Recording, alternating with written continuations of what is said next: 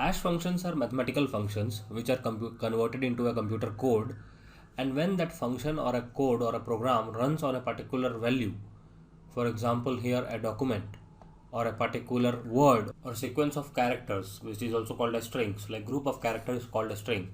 So Sanya written in small letters is a string, Sanya written in capital letters is a string. So every word in computer terminology is called a string. So when the hash function runs on a particular string, it generates a particular unique value. When it runs on a document, it again generates a unique value. It can also run on a number and can generate a unique value. So this will be more clear with the examples that I am going to show now. So this is an online hash calculator, and I am trying to compute hash of a particular string. So here I am entering a string, hello John, how are you? And we can choose different hashing algorithms. Like MD5 is a very famous hash algorithm which is called as message digest 5. Another is SHA, secure hash algorithm. SHA-256 is very popular because it generates a 256-bit hash.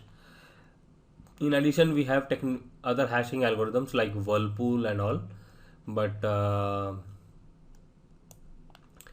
Whirlpool, Tiger, and there are different hash algorithms, but I'm going to use MD5, and using MD5 I will be generating the hash. So MD stands for message digest.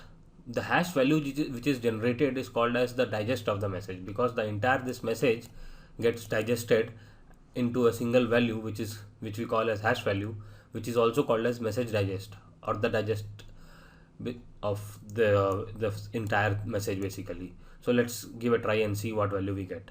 So I am using MD5 and the value generated is this. Now I make a minor change here and just remember this value and just see what happens if I change the value. From small h I make it a capital H, and then I see what happens.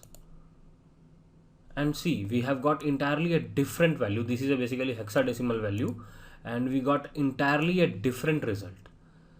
Now if I just put a dot over here as a full stop, because the statement was not complete, and again I hash it with one full stop, only I've added a full stop, and then just see the result, we got entirely a different result.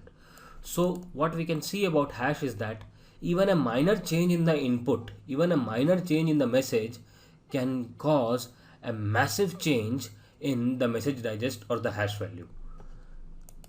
Let's give a try to SHA-256. So we are using SHA-256. It generates a 256-bit hash. So the value we have, this is basically hexadecimal value, and it's a 256-bit value. So every hexadecimal digit is representing 4 bits. In total there are 256 bits now. That's why we call it SHA-256, because it is a secure hashing algorithm which produces a 256-bit hash. So if I make a minor change, I remove the full stop over here, and again I hash this, we'll get altogether a very different value. And you can see we got a very different value here. Hashing can be done also using Python. So I will be showing you next hashing using Python. In Python, we can just obtain hash of a function by using the hash function. Basically, we write hash and a bracket, and whatever value whose hash is to be computed, we'll put it in the bracket. For example, here the value of x is hello, so hash of hello, because x is hello now, so hash of hello will be computed. So the hash of x, which is x is basically hello, so hash of x is hash of, so it will be computed. We will run the code and it will be more clear. So now I'm running the code and you can see what we get. So I'm running the code now. Okay, the hash of hello is -37, this value. Now what I do is I change the value of hello and I make it capital hello, and again run it. So let's see what happens. I have again run the code and you can see the value has entirely changed. The hash of hello is now a very different value. Now I put a dot in front of a hello and again I run it, and let's see what value we get. So again I'm running it and we got entirely a different value. So you can see the hashing is used by Python also, and basically it is internally used in the dictionary, which is a data structure provided by Python. And there are many courses in Udemy on Python which you can go through. And so now let's try to understand the properties of a good hash function. So it has primarily the 3 properties which are known as pre-image resistance or one-way property, second pre-image resistance or weak collision resistance, strong collision resistance, etc. But In order to understand these concepts, you have to be very clear with some of the fundamentals of set theory from where the word like image and pre-image has come up.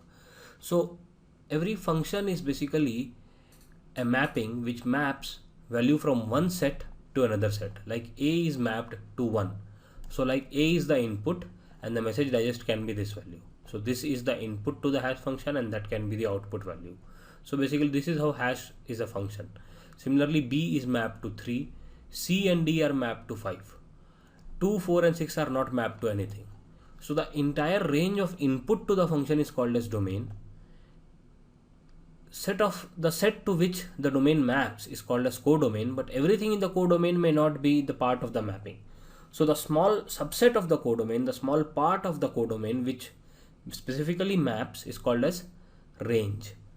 Now there is one more thing here that you have to understand, is that there is a concept of image and a pre-image. So a maps to 1. So image of a is 1 and pre-image of 1 is a. So this is the concept. From here the word pre-image has come up in this properties of hash function. A maps to 1, so 1 is the image of a and a is the pre-image of 1. Similarly, b maps to 3, so 3 is the image of b and b is the pre-image of 3. Similarly, c and d map to 5, so image of c and d is 5 but pre-image of 5 is c and d. So with this basic concept it will be more clear why these three properties are called so and what they are. So first property is pre-image resistance or one-way property. That means if you have a hash value, you are not able to identify the pre-image of that value. That means from the hash value you are not able to find out whose hash value it is. That means you don't know, you cannot find out what that x is. So this is called as one-way property, because from x you can generate hash of x, but from hash of x you cannot generate x. So that's why it is called as one-way property or pre-image resistance or first pre-image resistance. Why? Because from x you can generate hash of x, hx, but from hash of x you cannot find out what x is. The second property is second pre-image resistance property. That means you know x and its hash h of x. Then you should not be able to find out any other x, any other value which also generates the same hash. It means the hash function should be designed in such a manner that there should only be one value which maps to a particular hash value. That means for one h of x there should be one unique x and no other value. Or even if it exists, finding that is negligible. The probability of finding it is negligible or near 0. That means if you have x and hx pair, you should not be able to find out any other value, any other input for which the same hash value is generated. So this is called as weak collision resistance. Because one of the fundamental property required in hash functions is the collision avoidance. There should not be any collision, or there should be collision resistance.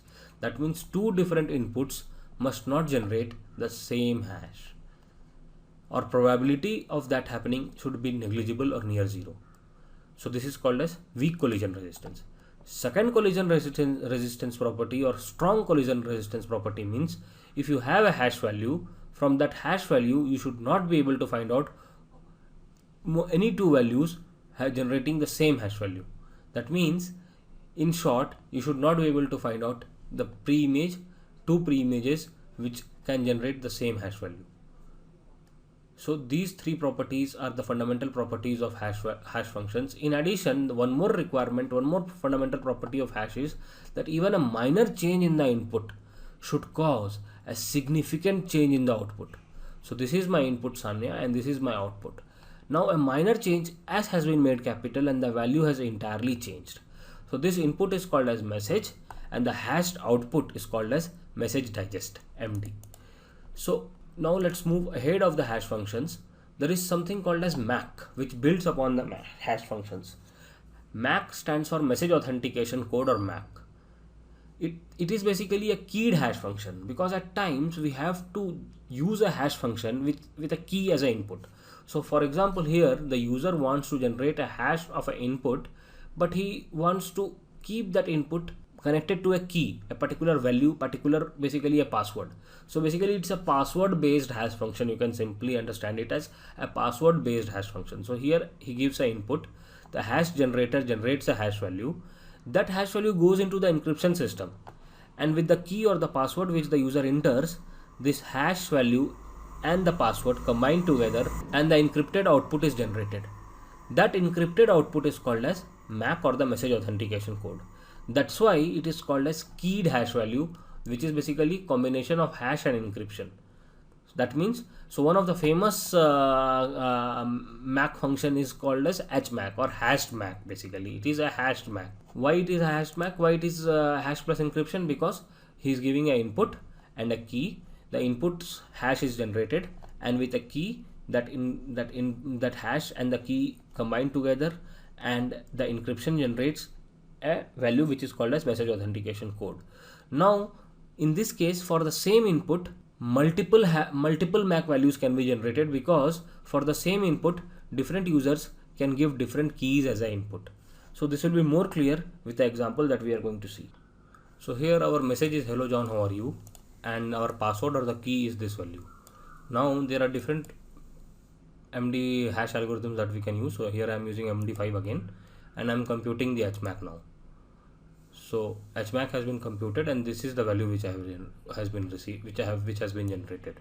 Now I will not change the message again. I will let the message remain the same. I will only change the password here, or the key, what we call as. I will make it 2 now, and again compute the HMAC. And you can see the value has entirely changed. This value is very different from what it was earlier. So we can clearly see that for the same message we are getting different HMAC values, because the key is changing every time.